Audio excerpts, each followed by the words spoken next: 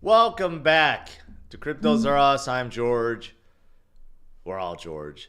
So, is the Bitcoin bull market coming back? Well, there are certainly massive buys and big institutions that say yes. Let's talk about it. What's going on with Bitcoin and crypto today? Let's discuss. All right. Let's do it. Welcome. We are starting out today 92.2, which is obviously better than yesterday when we were still hovering around 87 and below. But it does seem like we have this little dip at market beginning or open because the US market turned red for whatever reason. It's actually doesn't actually make a lot of sense, but you could see that Bitcoin is coming back. Alts are still holding in the green. I just realized this is cut off. The percentage is cut off.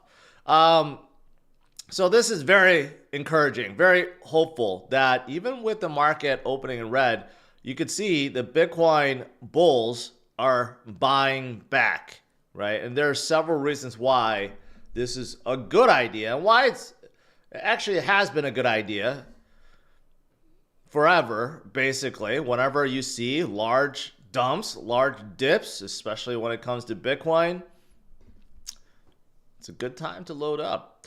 But anyways, let's move on. Why are we opening up in the red? It was just green. I think it could just be a fake out because we actually did get ADP numbers and they're not good. So basically, small businesses had to cut a lot of jobs, and it came in worse than expected. Some of this could be because of the tariff impact that's starting to hit,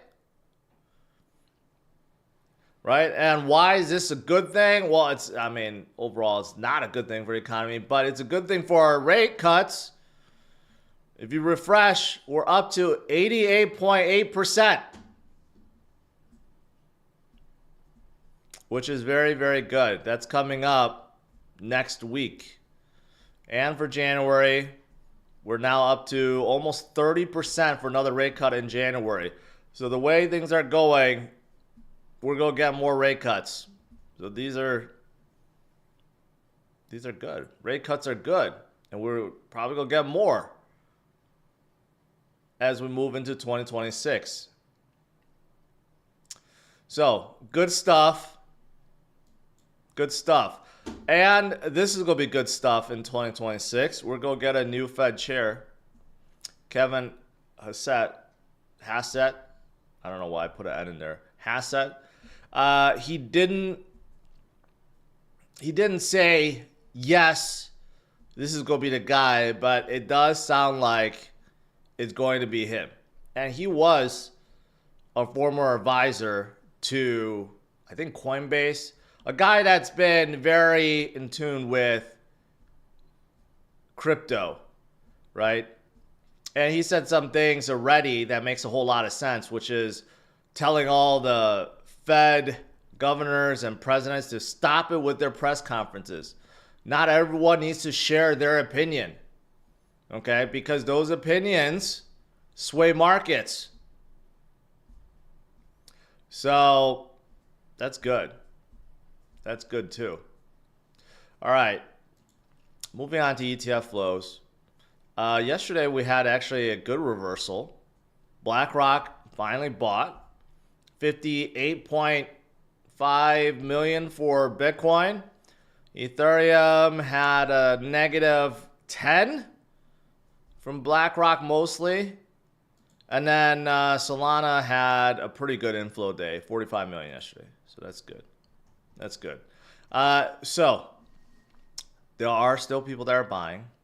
And I got to show you something that actually that shows someone huge from the Satoshi era buying billions. But I'll get to that. Obviously, there's a lot of short liquidations going on. A lot of people piled on their shorts.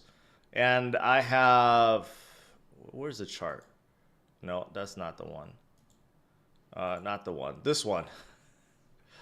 If we continue to go back up, when we hit $100,000, there will be 10 billion liquidated on the short side. We need more to be liquidated on the short side. It's only been on the long side pretty much right now, right? But there are a lot of shorts, way more than longs now, right? And these short liquidations will give us short squeezes to drive us higher. So let's see how soon we could get back to $100,000. Now, where are all these massive buys? Where are they coming from? Well, there's some, we've heard recently of some like Satoshi era whales selling, but here's one that just bought 33,000 Bitcoin after 15 years of dormancy. Now, Bitcoin billionaires, they became billionaires with Bitcoin, right? So to have a Bitcoin era whale that now just spent $3 billion to buy Bitcoin, there's only two scenarios that I could think of that makes sense for this. Number one is this person sold off other things that they bought, right? And that's how they have the 3 extra billion. Or two, this is belonging to some institution, some company, some exchange back then, right? It's not an individual because these guys have all their money in Bitcoin. So for them to get billions more is rare, right? So it makes me wonder how this relates to everything that we're seeing right now, because all of a sudden, we got JP Morgan coming in.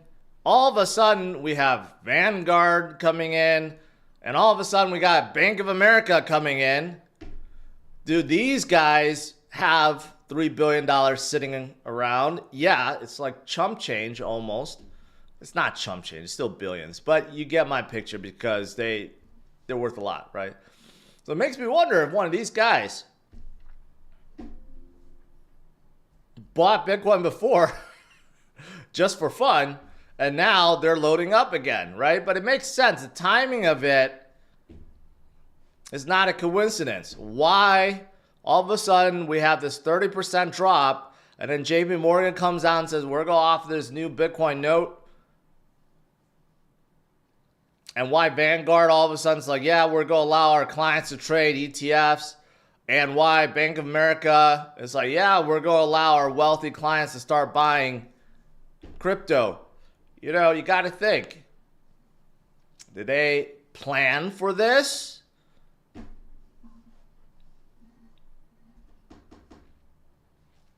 It's not a coincidence. It definitely is not. I think they want to come in and show that they're so smart. They're going to offer crypto to their clients and wealthy, banking clients, and say, this is the time to get in. And they're going to all look like geniuses, right?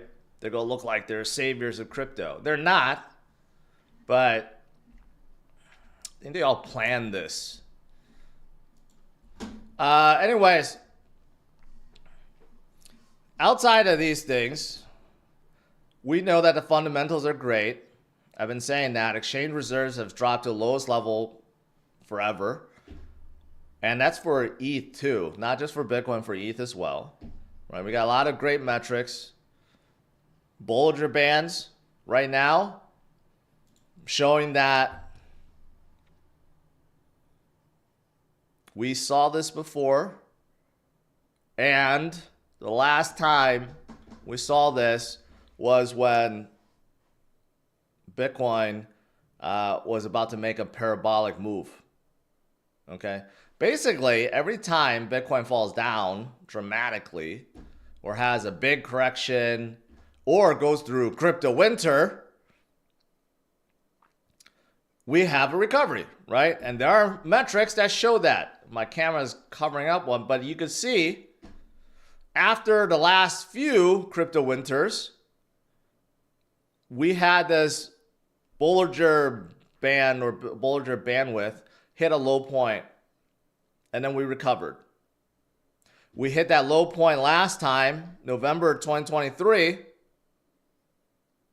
and now we're hitting it again.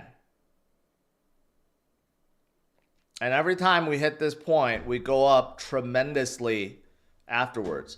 Basically, the easiest way to interpret this is, we've corrected far enough.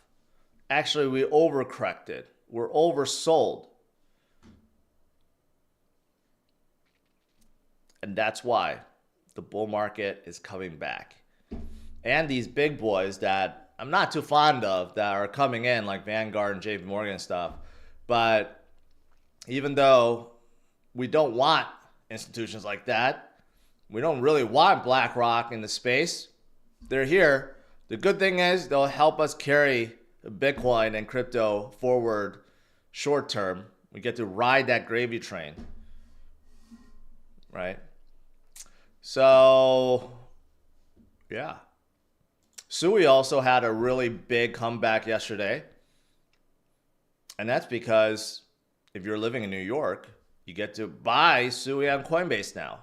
New York is one of the strictest places for crypto regulations. And I didn't even know this, that Sui wasn't even available for New York residents. But now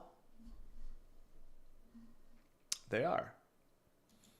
Franklin Templeton is go get their Solana ETF. XRP also has theirs. And look at this.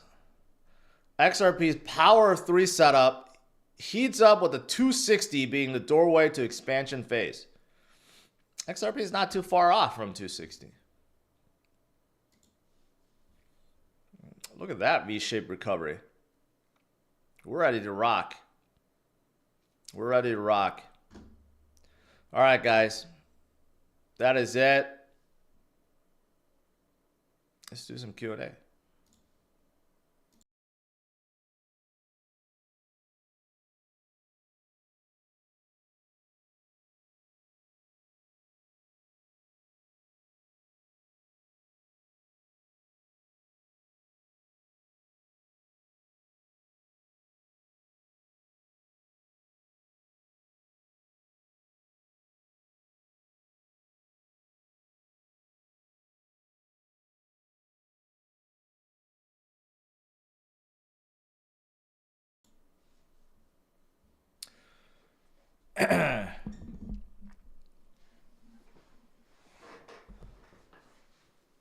Jose says, wasn't crypto's whole narrative that it's decentralized, but now institution players are in? Doesn't it defeat the whole purpose? Well, yes. That's why I said it's not really a good thing. BlackRock and Vanguard and these guys are in it.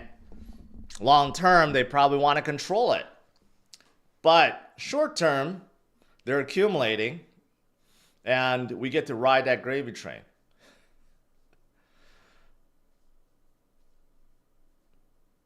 And that's really just for, if you think about it, just for the big caps like Bitcoin and ETH and Sol and stuff.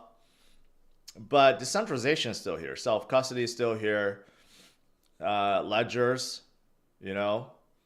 are still being used. There's always new projects coming out. We're still waiting for that one that really sets it apart. I guess the one I could say that is setting itself apart is someone like Polymarket. Prediction markets are absolutely on fire right now. Everyone wants to come out there. Coinbase is coming out there. Robinhood is coming out there. There's another one, Kalshi, that just raised a whole bunch of money. Everyone wants to get in the game for prediction markets. And that's why Clash is going to have Clash picks.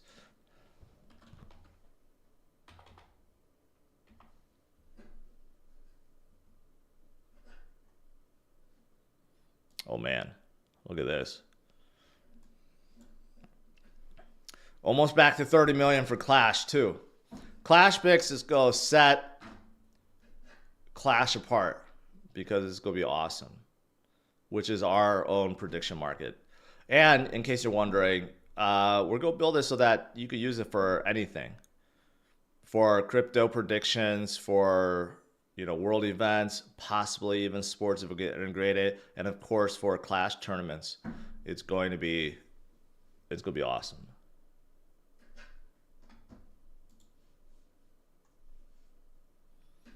MicroStrategy up, Coinbase up today. Nvidia and Robinhood a little bit red. I'm hoping they turn around. ETH is having a good day. Oh, look at that.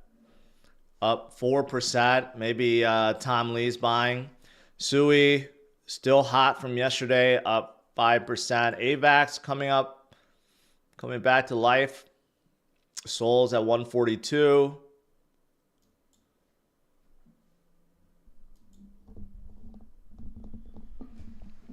How can we spread the word on Clash? Go for it. By spreading it in live chats, on socials, with your friends, on Facebook, with your kids, whoever. Go for it. And if you have an account,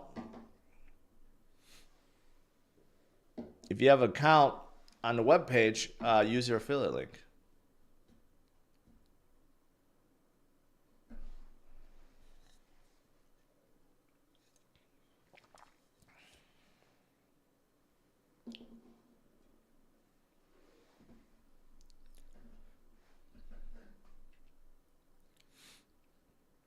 What about Aster? Oh, I'll say no to that. It's too hyped up, too shilled, too much manipulation. I'm staying far away from Aster.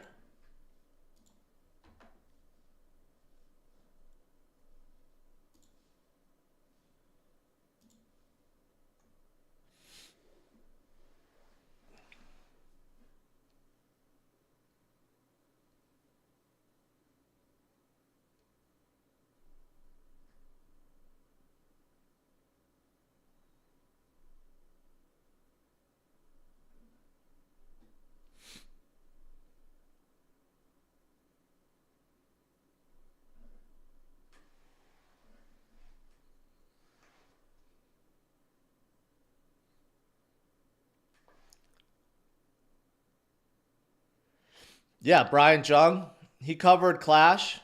I told him about it. The thing with Clash is I didn't shill it to anyone else. Okay? Most crypto projects, the ones that do very well right off the bat, are the ones that have a whole network of insiders, normally, big whales, and then you have KOLs, and everyone pushes at once. Kind of like Aster. Their biggest whale and cheerleader, of course, was CZ, but there were a whole lot of other people in it. But when you have that kind of scenario, you hit a peak and then you just start dumping because all the insiders, all the KOLs, they all start taking profits and they dump. And I didn't do that with Clash. I only promoted it here and also on my other channel by playing it. I didn't share it with anyone. There's no insider stuff, deals, or anything like that. It's the most organic project that I know of that within the last 3 months have held and gotten stronger. There's no project that I know of that launched within the last 3 months that have done well. All of them have crashed.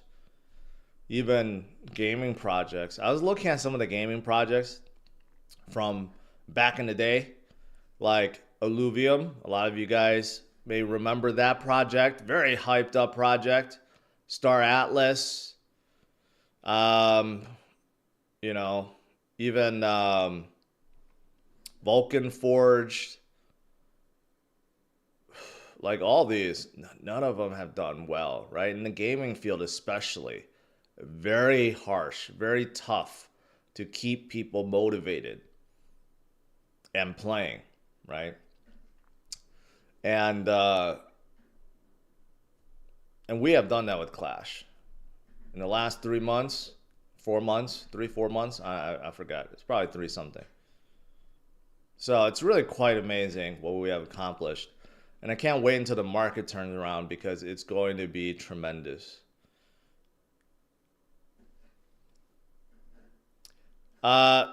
Theory of stars. Hey, are you guys Sol Maxis in here or do you like ETH too? I'm sure there are some people that are ETH holders in here too. It's not just Sol Maxis. A lot of people like to pick on Sol.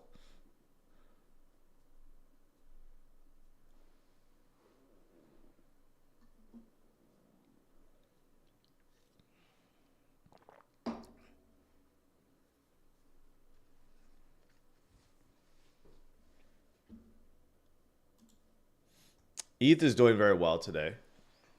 Above 3,100 once again. If ETH ends up going to like 10K, man, Tom Lee is going to look like a freaking genius. He's been acquiring hundreds of millions, it seems like every single week or every few weeks. He has like over 10 billion in ETH. That ETH is going to be worth a lot.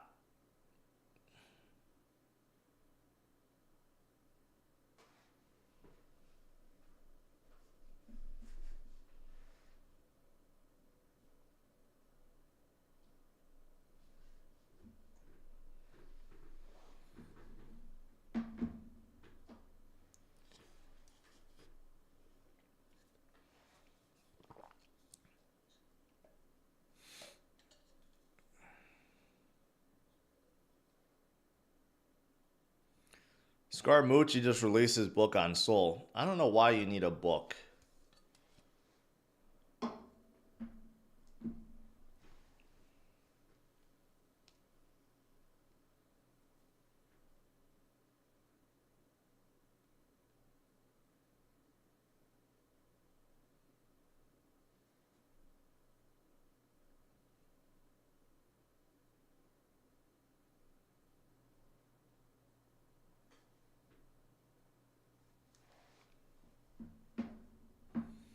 Which stocks are you most interested in? Nvidia, Robinhood, my 2 biggest holdings. I have very little in Coinbase and a little bit in Broadcom, which for AI play. So that's about it. My go-to have been Hood and Nvidia.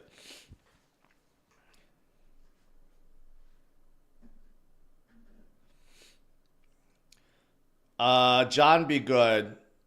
Would you go all in on Clash and thinking about dumping my Bitcoin for Clash?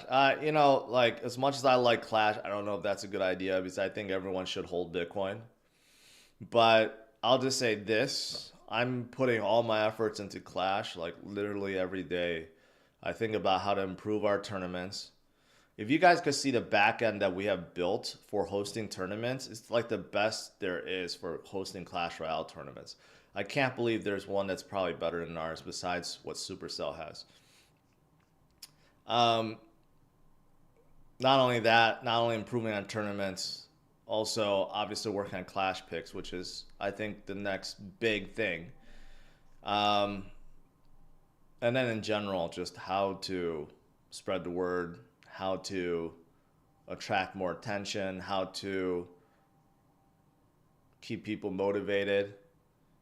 You know, so I am putting all my efforts into that. So just FYI.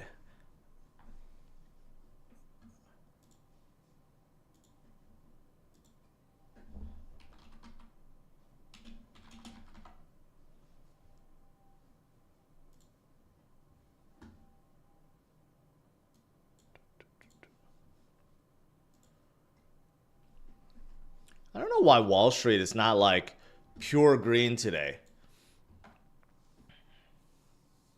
You know, jobs going down is good for rate cuts, but I guess we don't want to see it go down too much. Then it'll just be scary.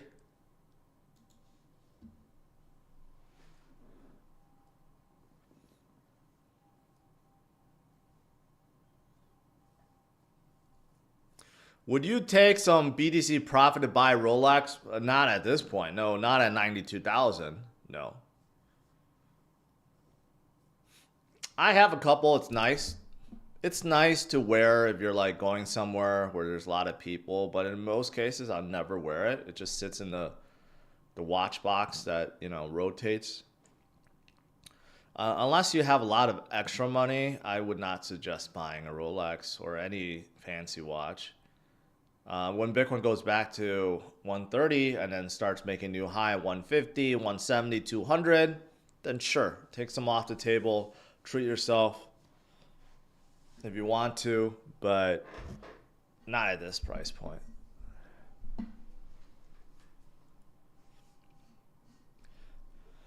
Have you looked at Xeris claims to solve trilemma? No and no. I don't know what Xeris is or trilemma is. Trilemma, whatever that is.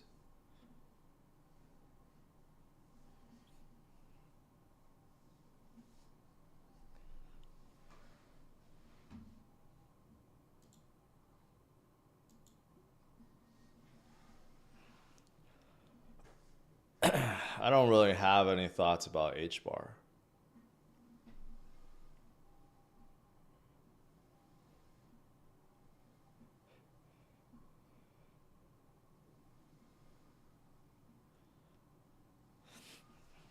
The market recovers, everything's going to recover, right? Well, nah, I take that back. All the well-known projects will come back. Like H-bar, for example, or ADA, or even SUI and Chainlink and AVAX. These guys are well-known, a lot of holders, but they have been very, very, very, very sold off. They're oversold, right? But when the market comes back, people will start buying and the FOMO will hit. Just need the market to come back to life.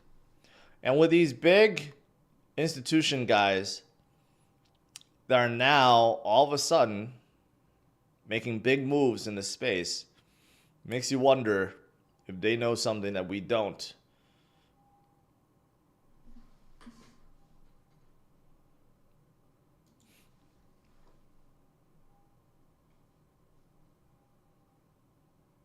And then like this guy too. What does this guy know?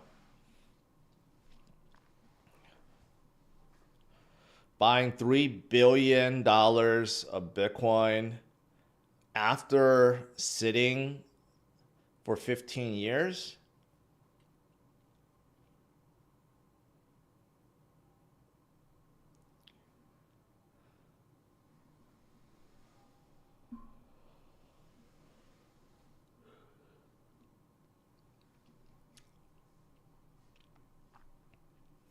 Did I get a chance to look at David Lin?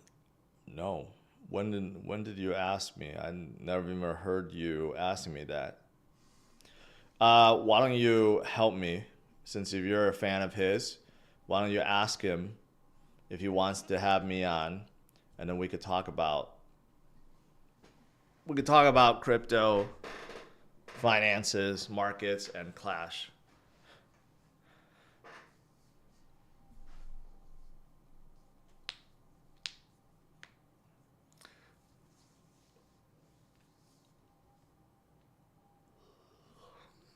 Do I like Lark Davis? I don't really know him well. I've talked to him a few times. People have showed his live streams about Clash, but I've never met him in person. He's like the one big KOL that I really haven't met through my travels. I think he's from Australia. But yeah, I don't know anything really about him to say anything. But a lot of people do like him, so I guess that's a good thing.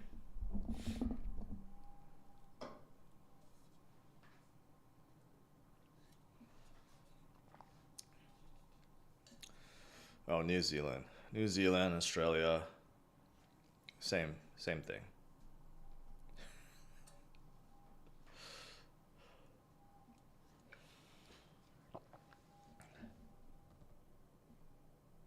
Close enough.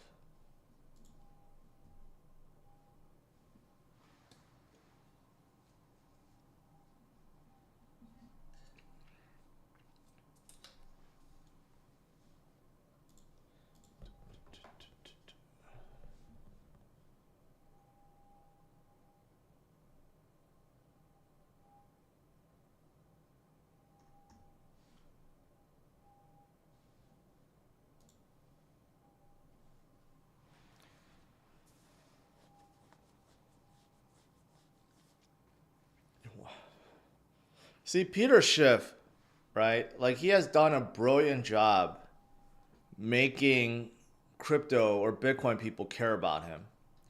Like, see, there's people like in a live chat talking about Peter Schiff and Shambles. It's like, why?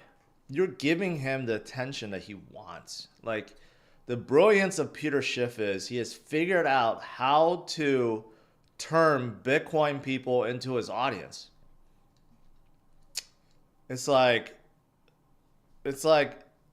normally if you meet someone that you don't like, right? You never think about them again really afterwards. But like, he has made himself into a relevant conversation in Bitcoin. So you're actually losing to his mind games. So if you really do not like Peter Schiff or care about his things, just don't think about him. Don't even mention him. Just erase him from your vocabulary. That's how you truly get back at the guy. Not by saying, well, he's in shambles or he's ruining things. No, like, you're falling for his trap. But I have met him, and he's a nice guy. But he's the ultimate marketer because he is now convinced even the Bitcoin conference to have him as a speaker. Like, think about that. The thing that he truly hates, the biggest conference for the thing that he hates is inviting him to be a speaker. What the, in what world does that make sense?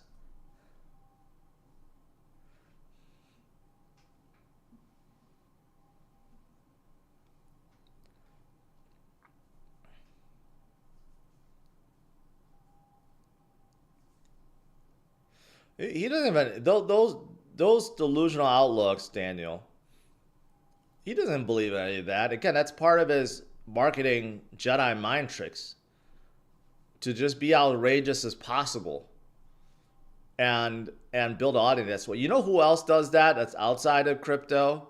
Was Skip Bayless. For those of you guys in sports, he lost his shows and stuff, so I don't know what he does. He has like a football show now, I think, with Gilbert Arenas, or he has his own podcast, whatever. For years he did the same thing. He just hates on everyone, especially LeBron. And that's how he built his audience. He became relevant by being a hater, and he built that Jedi mind trick on sports fans all around, right? It's the same playbook.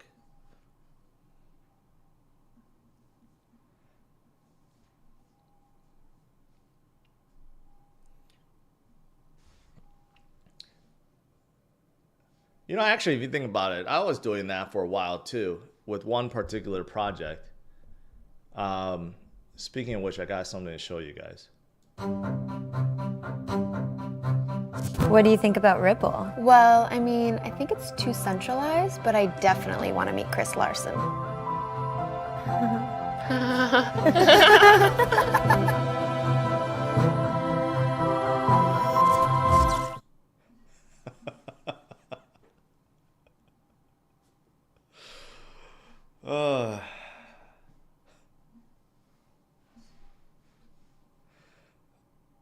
I alone hold the only copy of that video.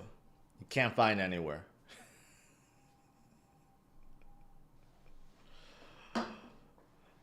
You know, it's been 7 years since that commercial, or 8 years since that educational video was released.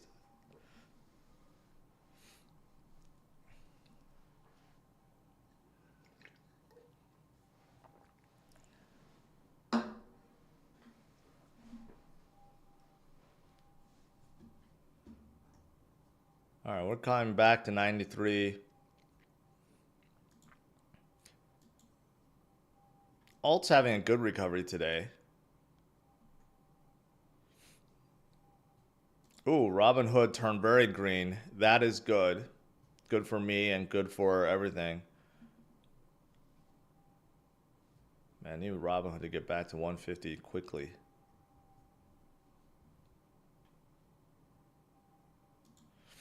And Clash is still doing very well. 29 million. You can't wait until we break 100 billion. I mean 100 million. If we could break 100 billion, even better.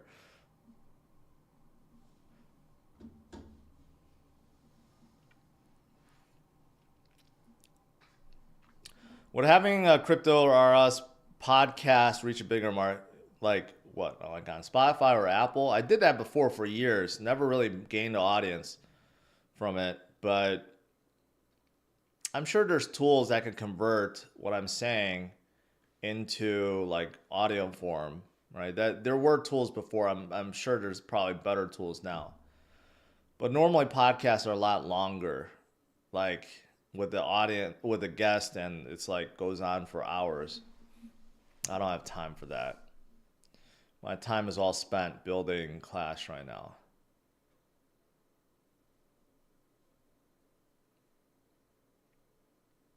But if you guys do know of any podcasters or other shows that are worthwhile going on, then let me know or let them know and have them invite me. And I'm happy to go on and talk about Clash. All right, guys. That is it. Hang in there. We're recovering. The bull market is still intact. We may have a correction, a deep correction, but don't give up.